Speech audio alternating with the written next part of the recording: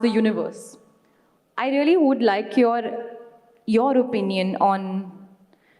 I always feel as women we have so many rules. There's so much pressure, so many responsibilities, so many opinions on how we should be, how we should conduct ourselves, what we should do. What I don't like this word should, but it comes up pretty often in conversation.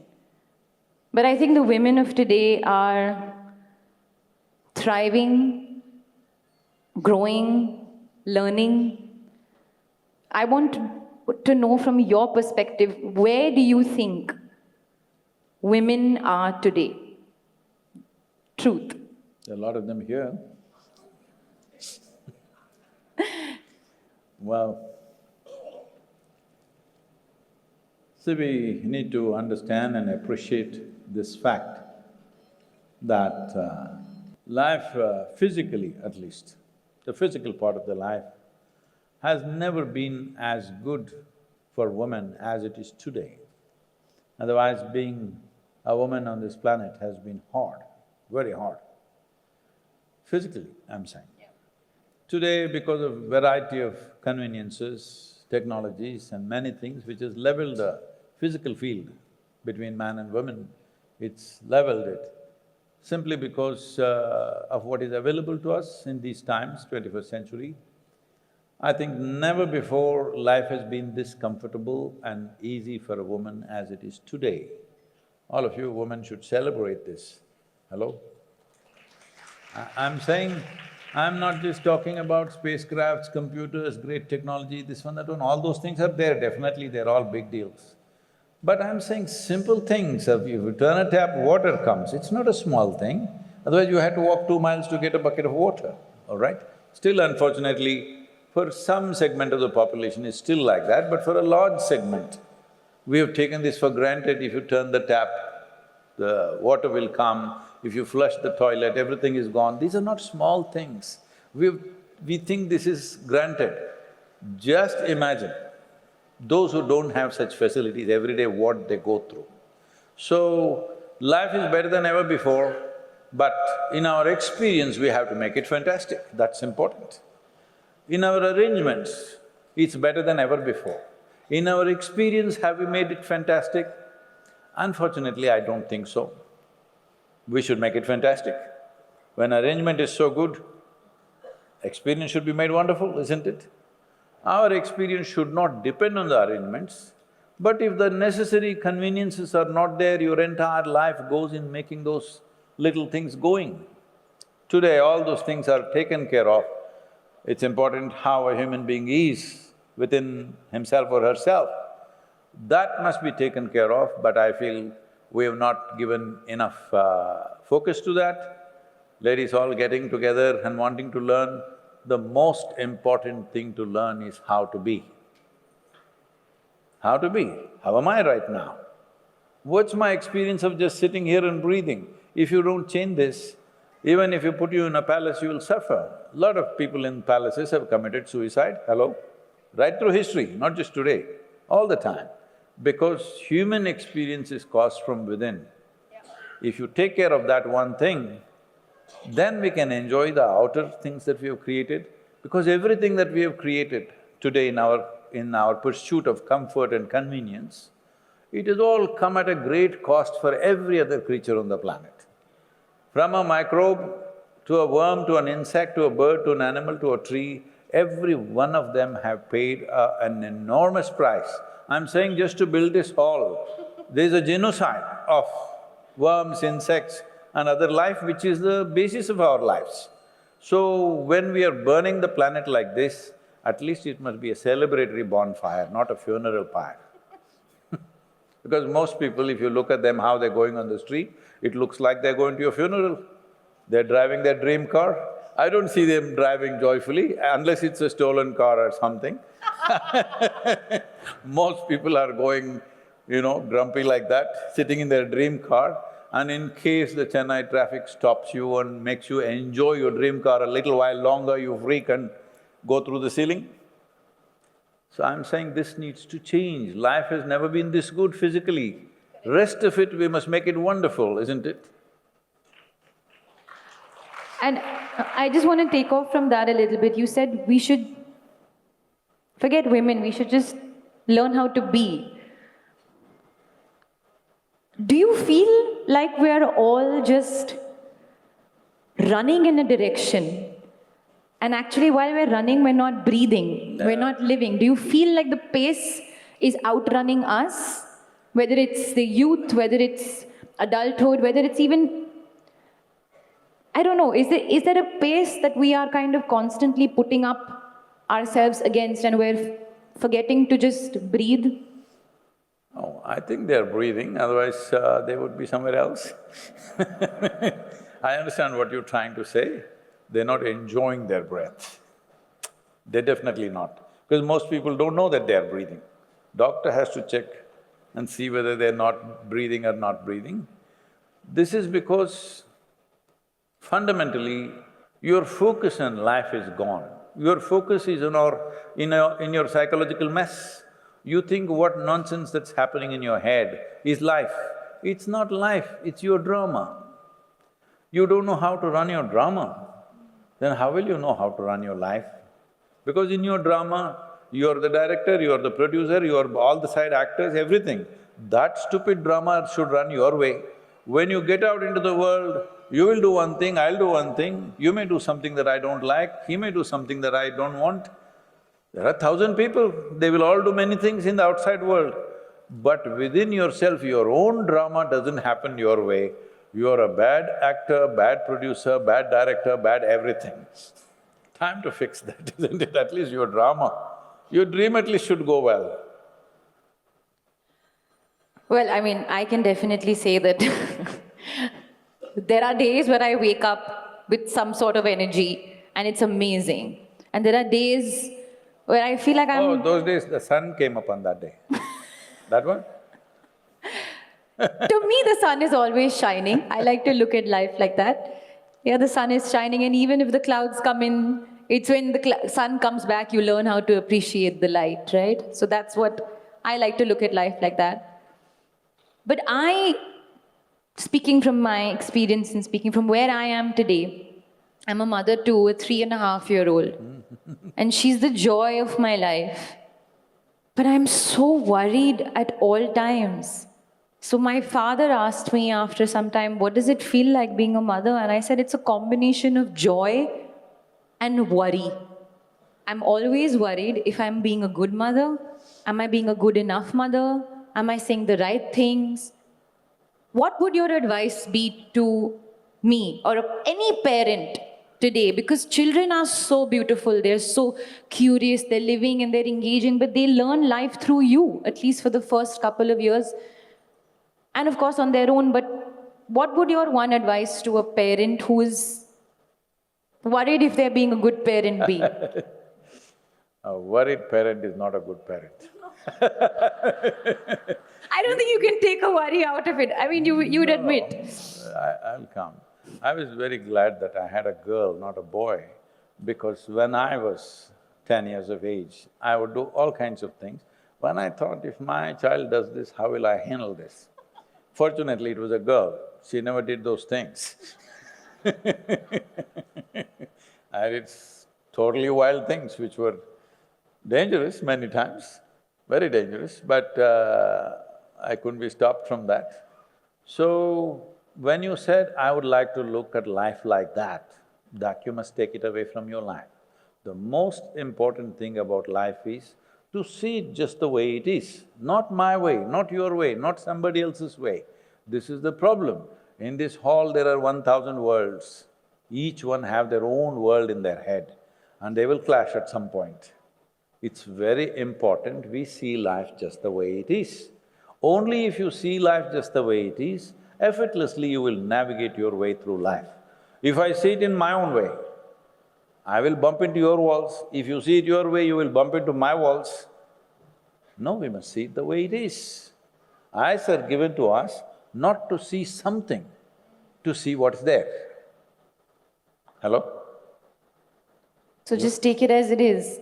No, don't make a philosophy out of it. It's an active life process is that if you look, you must see what is there. You must not think, oh, they're great, they're beautiful, they're this, they're good, they're bad, they're ugly. No, you must see just what is there. I'm saying, your eyes are like a camera, let's say. A camera should capture what is there, it shouldn't Photoshop you by itself. So right now, because you're contaminated by your own memory, whatever you see, you will Photoshop it. I would like to see… I'll put a filter. It's more than that, it's photoshopped. Filter just changes the color, you can change the form, everything. So then, what about my parenting advice thing that I asked you? See, when you have a child, first thing is, drop this idea that you have to teach something. I know you're a wonderful woman, but between you and your 3.5-year-old, what's her name? Raha. Raha. Between you and her, who is more joyful? She. Who should be a consultant for life? She. Then what's there for you to teach? You must That's listen, so you must true. watch, you must see how a child is, because a child is far closer to life than you are. So your advice to me would be, you don't give her any advice, you Please. take from her. You must learn how to be life, because she's just life. You become mental case. Yeah.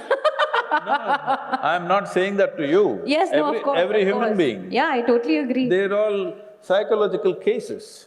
They got their own stuff going, they see it in their own way. If you're seeing it your own way, that's called hallucination. That is called a psychological ailment. If you go by these standards, really by proper standards, really 99% of the population should go into the institution. Because there are not enough institutions, we let them free.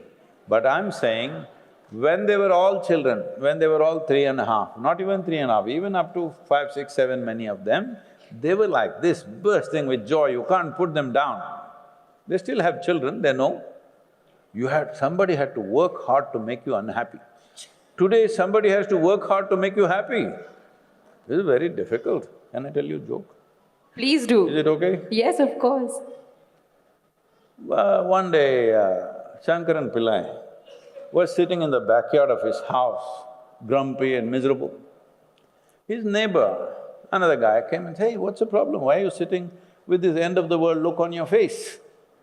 He said, "You know, one of those womanly questions, I got the answer wrong." I said, "What was that?" He said, "My wife came and asked me, when I get old, fat, unattractive, will you still love me?" So, that neighbor said, "Hey, that's not a problem, you just have to say, 'Yes, I will.'" He said, "I know, but I said I do."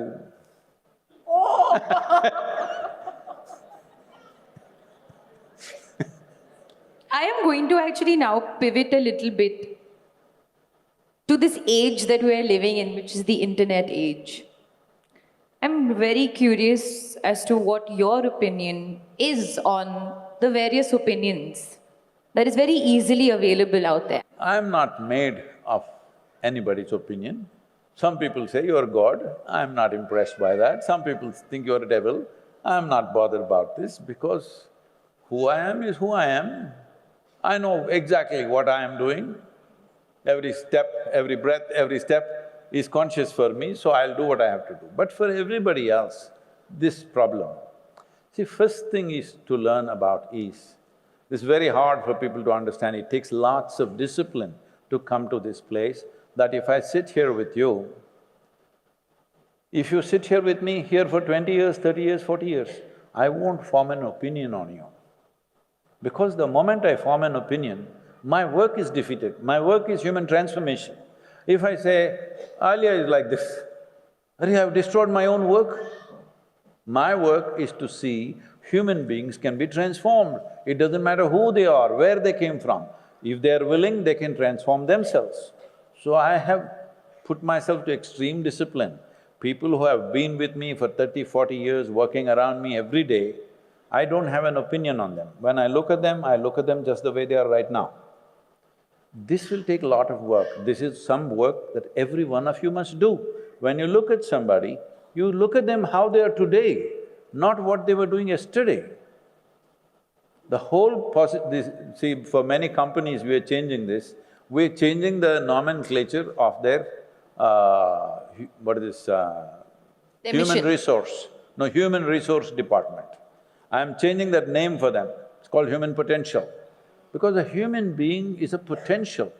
Can you nurture it to its fullest possibility? See, I'm saying, and not to insult you, you're a very good actress and all that. Let us say, in this Chennai city, there may be 1,000 possible Alias, but then they may never become that because nobody nurtured it, there was no situation for them. Absolutely, yeah. That possibility does not get the needed nurture. So that is so in every field in our world, everybody, whoever we are right now, is because of many things that happen to us at the right moment. Our own capabilities are there, but still, it's the times in which we exist. And what happened? 1,000 years ago, if you were here, you wouldn't be an actress, you would be something else. So I'm saying many things nurture us. That nurture, if we can provide to every human being, because this is what equal opportunity means. We can never bring equality to human beings, but we must bring equal opportunity. So self-transformation is that possibility. No matter who you are today, I see tomorrow if you want, you can be a absolutely spectacular human being within yourself. So I will never form an opinion about anybody around me, even if I know them for 20, 30, 40 years. I don't form an opinion. It will take a certain discipline. Everybody should work on this, because the moment you form an opinion, you have closed that human being. It's like a grave, you closed it, no possibility. Human is a possibility, human is not a resource. Resource means it has some defined qualities, you can exploit it in a certain way. A possibility means it needs nurture, you have to nurture and see where it'll go. That is the excitement of life. People come one way, if you work with them, you will see in 3, 4, 5, 10 years' time, they've become fantastic. That is the beauty of it, that is the beauty of raising bringing up a child in your house, because it is nothing, 2 cells, just 2 cells to start with. Today it's 3.5, we don't know. But do you feel somewhere now, today, we've kept aside this nurturing? Earlier, only people who mattered to us, their opinions would be something that we take very, seriously and close to our heart because they matter to us. Now all kinds of people making comments on it. Yeah. Yes. See, but the advantage of this is, see, suppose you lived in a neighborhood 100 years ago. Yeah. Those 5 people, your mother, father, your aunt and neighborhood mischievous another person, their opinions you could not escape because they were right there. Correct. Today, somebody is commenting about you from Timbuktu, if you don't like it, you can cut him off. Yeah. It's wonderful, huh? So you're saying use the wall to your advantage, actually put up a wall. You don't have to put a wall. I'm saying that guy who's talking rubbish about you, he's not going to come and sit next to you anywhere. What are you bothered about? That's not what you're seeing. Yes. So don't get bothered about it. And if you see Maybe it, that guy that's doesn't what you're even seeing. exist. Yeah. He may be an online existence, he may be a bot, you don't know. That's true. So just ignore him. Move forward. But I'm saying, even if a donkey speaks, listen, because sometimes donkeys speak intelligent things. They do. You must listen. You don't have to, take it as the truth, but you must listen. No, I think one thing that you said has really stayed with me, that you see what you're actually seeing. There's no need to put a Photoshop version of it and deal with it as the day goes. It is what it is. See, life is not to be dealt with. It's not a problem to be dealt with. This is because… See, this has become such a common lingo. Oh, we'll deal with it. Oh, we'll take it in your stride. That's just now how people talk to each other. Because they're all thinking they're Tarzans and Phantoms. They're not. All the time they think, let's fight it out. Why are you fighting? What are you fighting? If your navigation is good, without any friction you must go through this world, isn't it? If your navigation skills are good, if you're a bad navigator, you're hitting everything, then you think you must grow muscle, you must bump everybody. There are certain fields and arenas of life, maybe there it matters. But for most human beings, you don't have to get into any fight. Your intelligence is in not getting into a fight, isn't it? Hello? That you never get into a fight, that's an intelligent thing. You got into a fight and you won, that doesn't mean anything. You never got into a fight, that's a good thing. Though everybody is trying to pick fight with you, you didn't get into a fight. They're fighting from their end, that's their problem. Yeah, you can't fight if you don't indulge in the fight. One of the things that Jito has done so successfully is empowered a lot of the youth to chase their dreams. And sometimes chasing dreams means seeing success, but a lot of the times it means seeing failure. I want to talk a little bit about failure. I want to talk a little bit… I can also talk about my failures. Yes, please do. I feel we fear failure. It is even now, as my daughter's growing up, she's always trying to win. I came first. Even if somebody else came first, she said, no, she cheated. I said, no, she came first. She can stand for presidential election in the United States. Fear of failure is real. So, what would you say to the youth that is, wanting to chase their dreams and wanting to succeed and perhaps not seeing success? I'll cry on your shoulder a little bit, please, okay? Nobody's seen me crying, so let me cry a little bit. Please do. I think crying is very healthy. Oh, don't tell me that. No, it is not. We'll come to that. See, when I was 25 of years of age, I'm just a few years older now, okay? So when I was 25, one day I'm sitting in one place and suddenly I realized, if I take my hands off my psychological process, every cell in my body bursts forth with ecstasy, literally. Every cell in the body drips ecstasy. Today, we have done a lot of scientific research to show in the top universities in the world, the Harvard Medical School, the Beth Israel Hospital, which is a teaching hospital for Harvard Medical School, has done a lot of research and few other universities to show simple things that I've taught them. The bliss factor changes in the body to a point where it's 70% higher than normal.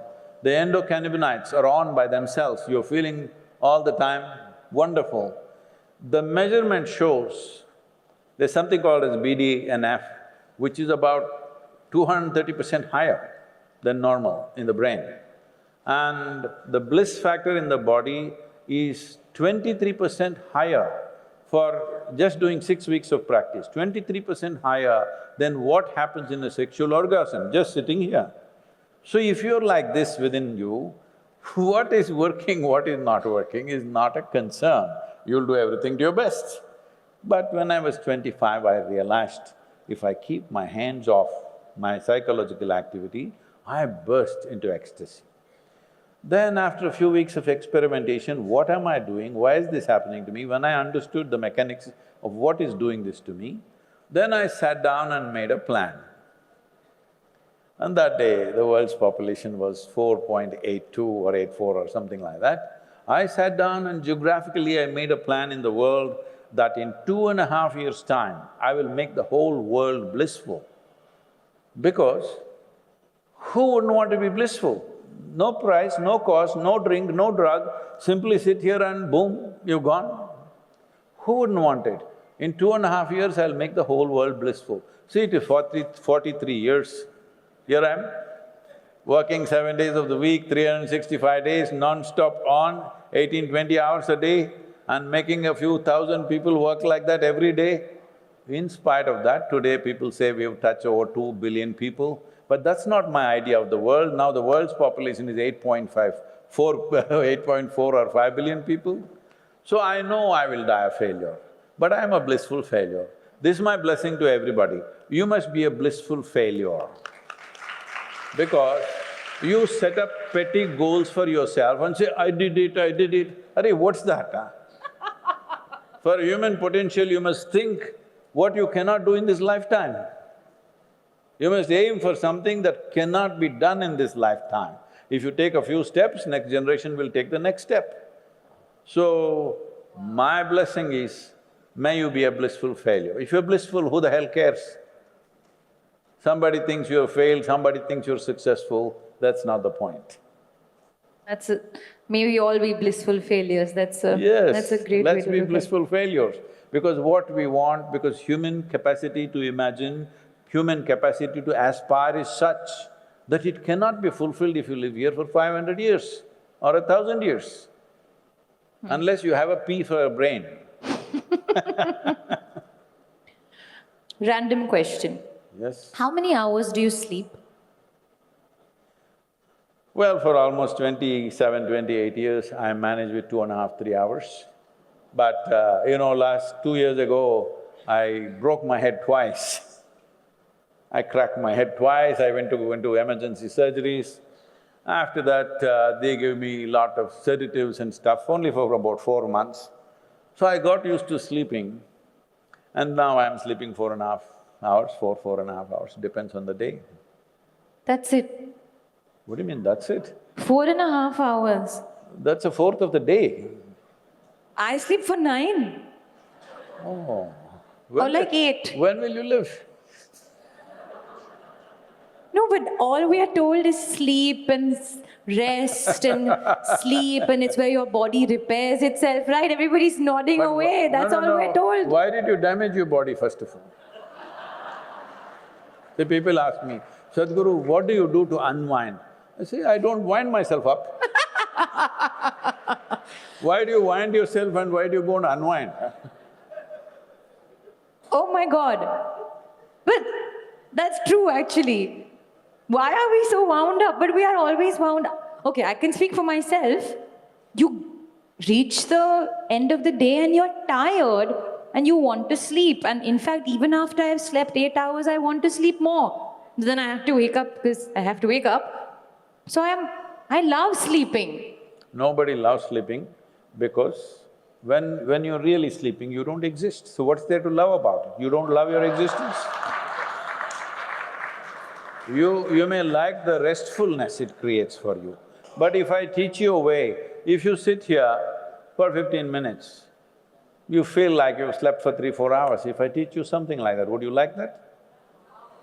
Yeah, I mean, who wouldn't? Then why the hell, you're all in Tamil Nadu only, why have you not come and learned? No, but… No, so okay, so what time to what time do you sleep? Like say 12 a.m. to 4 a.m.? Okay, fine, what are you doing? Like a very busy day. Sorry, now I'm going all over. No, it's a conversation, you can go where you want. I want to know just before sleep, when you shut your eyes, I feel like…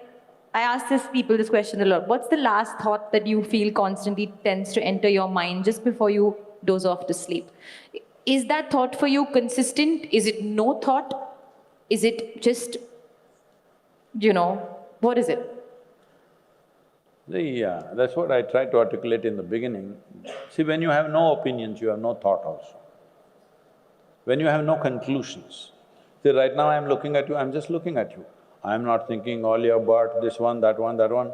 No, just looking at you. That's all. And I know you're like a scenery, you keep changing, I'm just looking at it.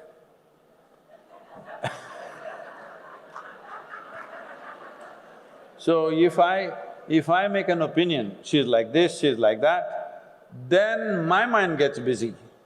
I don't make an opinion, I'm just looking at what is there. Okay, can I tell you what I'm thinking right now? I'm sitting here, I'm looking at you, I'm looking away, I'm thinking, okay, there's a flight to catch, oh no, we have to leave, what am I doing tomorrow? I have to wake up at this time. This is my brain all the time. No, that is not your brain, that's the way you're conducting your brain. That's the way I'm conducting my brain. See, it's like this, you're a bad driver. You go, take your car and bump into everybody and go. And then you say, this is what my car does. You're a bad driver, it's as simple as that. So I'm not driving well right now. No, it's not just about you. 90% of the human beings, most of the time, are thinking some rubbish that doesn't mean a damn thing to them. If they thought what they want, they would have created something wonderful for themselves and for everybody, isn't it? Yeah. I'm saying using 5 to 10% or 15% of the brain, they're doing so many things. If they used 100%, they would be spectacular human beings, everyone. Because everybody's got the same brain, reasonably. Reasonably, everybody has the same brain. See, I don't know, most people, they're all city people, they might not have spent… In my life, I've spent so much time with animals, small animals like ants, a grasshopper, a bee, like this, I've lived with them, I've spent so much attention. They live a brilliant life. They are so focused, so organized. What they want, they will do. They will not do anything other than what they want, unless they are completely threatened and something. Human beings are not doing what they want. If they had the brain of an earthworm, they would all be peaceful. They got this big brain and they're struggling with it. So people are not struggling with stupidity, they're struggling with intelligence, isn't it? Tell me, is intelligence a solution or a problem? Should intelligence be a solution or a problem? Solution. It should be, but everybody is making a problem out of it. This is why in the evening everybody is soaking it in alcohol or drug or something, because otherwise it'll freak the hell out of them. Your intelligence should make your life, not destroy your life, isn't it? This is the greatest thing we have. But it's turned into enemy. For most human beings, this miracle that we call as mind has become a misery manufacturing machine. Tell me, where is all the human misery manufactured? In Chennai? Hello? In human mind or no? Hello? Hello? It's manufactured in your mind. For what? Your mind should work for you, for your well-being, but constantly it's bothering you. People come and ask, you're telling me you sleep for 9 hours? People come and ask, Sadhguru, how to sleep? I say, God damn it, if you cannot even sleep, what can you do in your life, huh? The easiest goddamn thing is to sleep. You can't even do that. This is a serious problem in the world. Without a drink or a drug or a tablet or something, they cannot sleep. No, one thing is you don't use your body enough. When I go to bed, whenever it is, I don't sleep, I fall dead. Because you… Yes, you're supposed… See, these are all things, your body, your brains, everything, it gets better with use. With use, it gets better. If you're trying to preserve it to go to heaven, I'm sorry, they're not allowing this body there